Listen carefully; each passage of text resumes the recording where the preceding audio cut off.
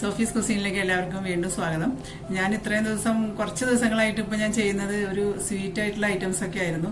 ഇന്ന് കുറച്ച് എരിവുള്ള ഒരു ഡിഷാണ് ചെയ്യാൻ വിചാരിക്കുന്നത്, ചെട്ടിനാടൻ ചിക്കൻ കറി.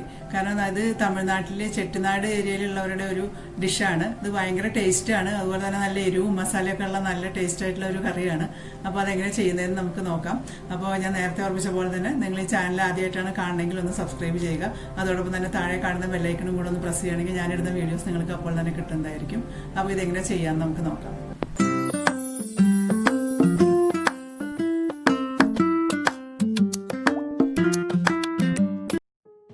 ഞാൻ ഈ ചിക്കൻ ഒന്ന് മാരിനേറ്റ് ചെയ്യുന്നതിലേക്കായിട്ട് ഒരു 3 ടേബിൾ സ്പൂൺ തൈര് ഒഴിച്ച് കൊടുക്കുന്നുണ്ട്. പിന്നെ 1/2 ടീസ്പൂൺ മഞ്ഞൾപ്പൊടി,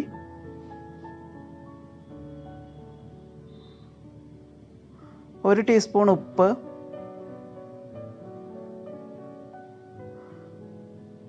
1 ടീസ്പൂൺ കുരുമുളക് പൊടി.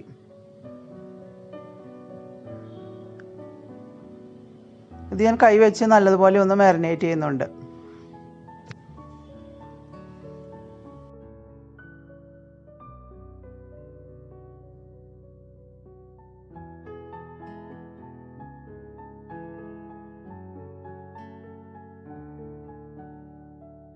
ഇനി ഇത് ഒരു അരമണിക്കൂർ മൂടി വെച്ച് ഒന്ന് റെസ്റ്റ് ചെയ്യാൻ വയ്ക്കാം. ഇനി ഞാനൊരു പാൻ വെച്ച് ഒന്ന് ചൂടാവുമ്പോൾ അതിലേക്ക് 2 കപ്പ് തേങ്ങ ചുരണ്ടിയത് ഇട്ട് നല്ലതുപോലെ ഒന്ന് ചൂടാക്കി എടുക്കുന്നുണ്ട്.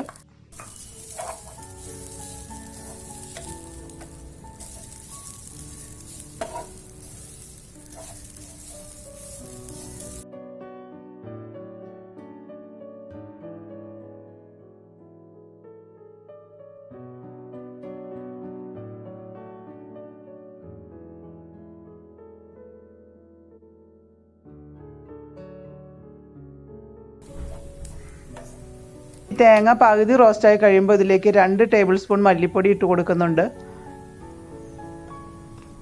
പിന്നെ 1.5 ടേബിൾ സ്പൂൺ മുളക് പൊടി, 1 ടീസ്പൂൺ കുരുമുളക് പൊടി, 1 ടീസ്പൂൺ ഗരം മസാലപ്പൊടി, 1 ടീസ്പൂൺ മഞ്ഞൾപ്പൊടി,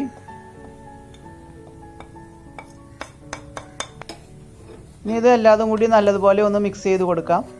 ഇത് എല്ലാതും കൂടി ഒരു 10 മിനിറ്റ് നേരം നമുക്ക് ഇതിൻ്റെ പച്ചമണമൊക്കെ പോയി ഒന്ന് റോസ്റ്റായിട്ട് വരണ വരെ നല്ലതുപോലെ ഒന്ന് മിക്സ് ചെയ്ത് കൊടുക്കാം.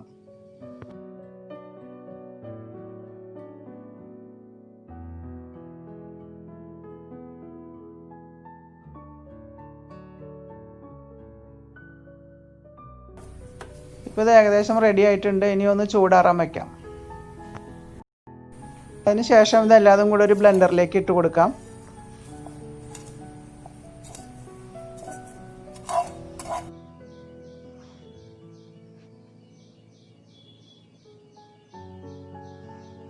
അതിന് ശേഷം അതിലേക്ക് ഒരു 1/4 കപ്പ് വെള്ളം ഒഴിച്ച് കൊടുക്കാം.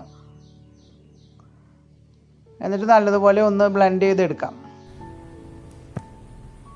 ഇതിപ്പോൾ നല്ലതുപോലെ നല്ലൊരു സ്മൂത്ത് പേസ്റ്റായിട്ട് കിട്ടിയിട്ടുണ്ട്. ഇതൊന്ന് നമുക്ക് മാറ്റി വയ്ക്കാം. ഇനി ഒരു പാൻ വെച്ചിട്ട് ചൂടാവുമ്പോൾ അതിലേക്ക് ഒരു 3-4 ടേബിൾ സ്പൂൺ വെളിച്ചെണ്ണ ഒഴിച്ച് കൊടുക്കുന്നുണ്ട്. പിന്നെ അതിലേക്ക് നേരത്തെ അരിഞ്ഞു വെച്ച സവോള 2 കപ്പ് ഇട്ട് കൊടുത്തിട്ടുണ്ട്.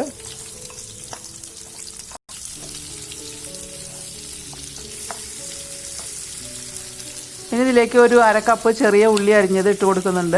എല്ലാതും കൂടി നല്ലതുപോലെ ഒന്ന് വഴറ്റി കൊടുക്കുക.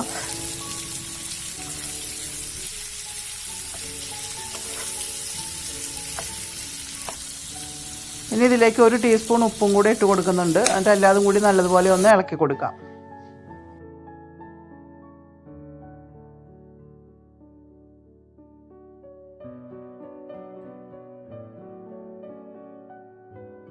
അതിനുശേഷം ഇതിലേക്ക് ഒരു 2 table spoon ginger garlic paste add ചെയ്യുന്നുണ്ട്. എല്ലാതും കൂടി നല്ലതുപോലെ ഒന്ന് ഇളക്കി ചേർക്കുക.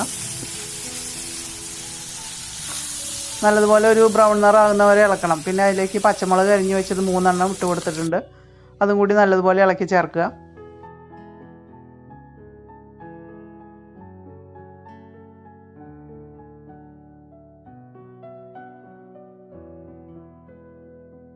ഇനി ഇതിലേക്ക് 1 കപ്പ് തക്കാളി അരിഞ്ഞതും കൂടി ഇട്ട് കൊടുക്കുന്നുണ്ട്. എന്നിട്ട് എല്ലാതും കൂടി നല്ലതുപോലെ ഒന്ന് ഇളക്കി ചേർക്കാം.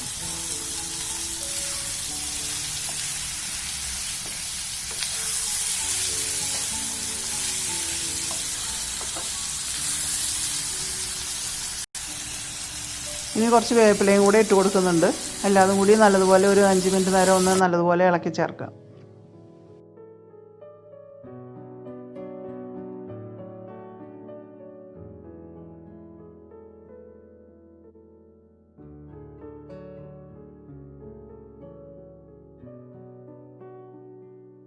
ഇനി നേരത്തെ മാരിനേറ്റ് ചെയ്ത് വെച്ചിരിക്കുന്ന ചിക്കനും കൂടി ഇതിനകത്തേക്ക് ഇട്ട് കൊടുക്കാം.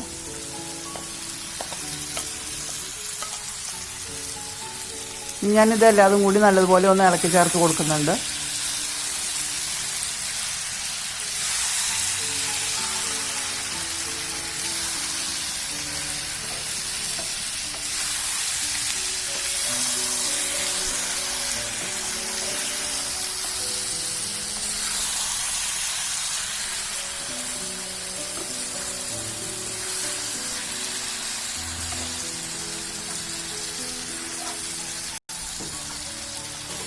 അതിനുശേഷം നമുക്കൊരു മൂടി വെച്ച് ഒരു 15 മിനിറ്റ് മീഡിയം ഫ്ലെയിമിലൊന്ന് വേവിച്ചെടുക്കാം.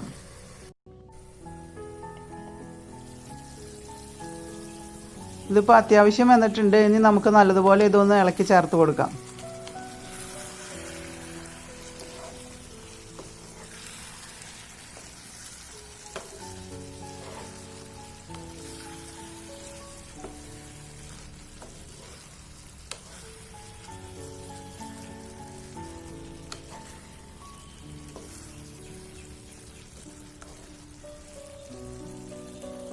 ഇനി നമുക്ക് നേരത്തെ തയ്യാറാക്കി വെച്ചിട്ടുള്ള തേങ്ങയും മസാലയും കൂടിയിട്ടുള്ള പേസ്റ്റ് ഇതിലേക്ക് ഇട്ട് കൊടുക്കാം.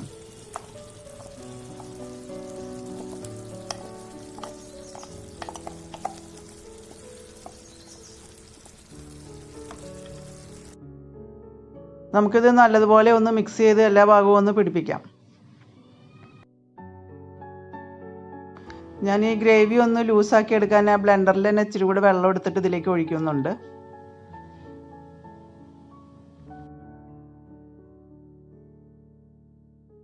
ഇനി നമുക്കിത് എല്ലാതും കൂടി ഒന്ന് യോജിപ്പിച്ച് ഒരു 10 മിനിറ്റും കൂടെ ഒന്ന് മൂടി വെച്ച് വേവിക്കാം.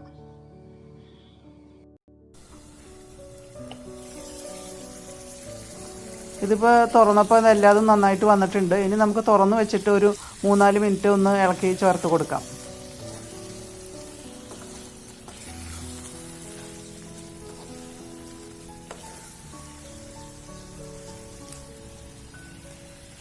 ഞാനിതിലേക്ക് കുറച്ചുകൂടെ മല്ലിയില അരിഞ്ഞത് ഇട്ട് കൊടുത്തിട്ടുണ്ട്. എല്ലാതും കൂടി നല്ലതുപോലെ ഒന്ന് മിക്സ് ചെയ്യാം.